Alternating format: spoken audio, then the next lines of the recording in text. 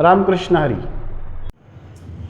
शिकवणीचा जो पुढचा टप्पा आहे तो म्हणजे नफा तोटा. बरं का, नफा तोटा हा कधीही कशावर असतो? खरेदीवर. बरं का, तर आपण प्रश्न असा आहे, तुम्हाला स्क्रीनवर दिलेला आहे. एक टेबल 720 रुपयास विकल्याने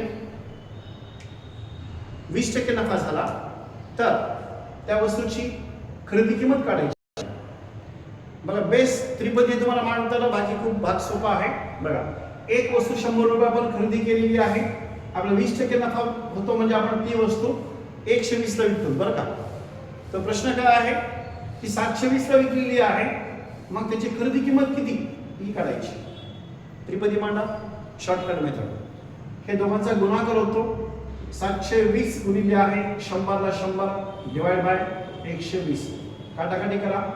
12 ने संक्षिप्त करून 12 6 72, हे 6 आणि हे 200 लावून टाका, म्हणजे त्या वस्तूची खरेदी किंमत किती निघाली?